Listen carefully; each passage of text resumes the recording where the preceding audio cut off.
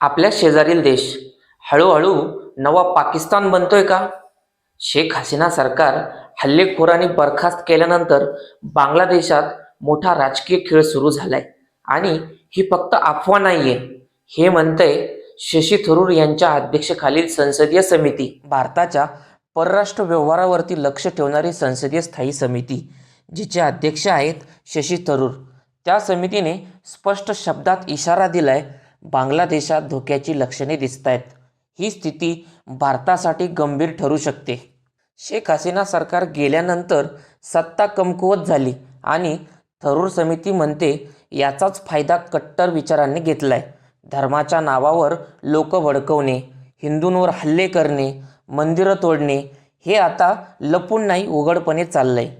थरूर समितीने अजून एक मोठा मुद्दा मांडलाय. चीन आणि पाकिस्तान बांगलादेशात आपला प्रभाव वाढवत आहेत. जिथं अस्थिरता तिथं हे दोघं हमखास पोहोचतात. पैशांची मदत, शस्त्रांची मदत आणि बदल्यात भारत विरोधी धोरण. थरूर समितीचा सगळ्यात गंभीर इशारा काय आहे माहिती आहे का? हा धोका 1971च्या युद्धापेक्षा वेगळा आणि मोठा आहे. कारण 1971ला शत्रू समोर होता. आजचा शत्रू हळूहळू आतून घुसतोय. हा बंदुकीचा नाही तर राजकीय आणि विचारांचं युद्ध आहे. थरूर समितीनं हे पण नोंदवलंय की बांगलादेशात हिंदू विरोध वाढत चाललाय. हल्ले, धमक्या, स्थलांतर. हिंदू समाजाला आज तिथं असुरक्षित वाटायला लागलंय. थरूर समिती फक्त धोका सांगून थांबत नाही. ती म्हणते भारताने युवा, सामाजिक संघटना, बुद्धिजीवी यांच्या माध्यमातून संवाद वाढवायला हवा.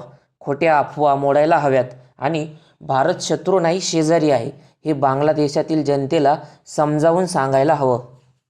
आज थरूर समिती इशारा देते, पण प्रश्न असा आहे, आपण वेळी शहाणे होणार का? नाहीतर बांगलादेशातला खेळ उद्या भारताच्या दारात येईल.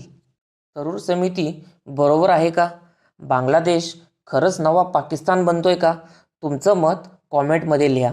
व्हिडिओ शेअर करा आणि अशाच राजकीय, देश विदेशातील बातम्यांसाठी सबस्क्राईब करा. तोपर्यंत धन्यवाद.